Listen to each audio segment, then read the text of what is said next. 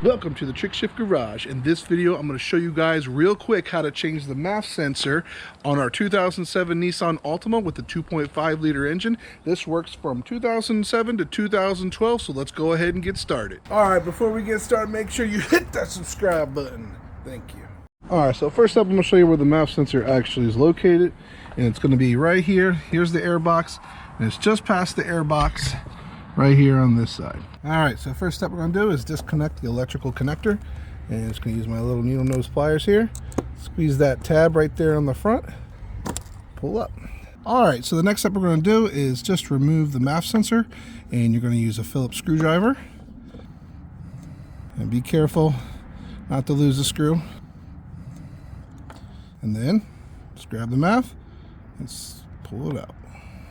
All right, so here is the old MAF sensor. Usually the better you keep your air filter clean, okay? So if you change your air filter regularly, you take care of the car, you make sure it's running in good order, in good condition, these MAF sensors can last a really long time, okay? So I got this Hitachi brand MAF sensor, got this off Amazon, all right? And we're gonna open it up and just gonna take out the new MAF sensor here. Okay. Hold them up against each other. Looks the same. Check the other side. Looks the same. And let's just take a look on the top here. It's got the same 5 pins inside. Okay. That's always a good idea to check. All right. If you have a P0101, P0102, P0103 code on your check engine light when you go to check it, it's more than likely you have a bad MAF sensor, okay? So replacing it should fix that issue. All right, so let's go ahead and put the new MAF sensor in. Now there's only one thing you have to keep in mind, and you want this sensor right here that you see, that little opening, you want that facing the air filter, okay? So that way when the air comes in, it goes through that opening, which passes over the very sensitive sensors that picks up the air, okay? Okay, that's all there is to it. Then we're going to take our 2 screws and just going to get them started. And be careful not to drop these, okay? All right, then we'll go ahead and take our Phillips screwdriver and we'll just screw them back in.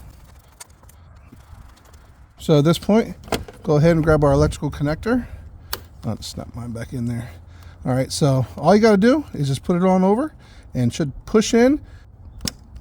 All right, so now we know this is connected in. Go ahead and start the car and make sure that there's no check engine lights.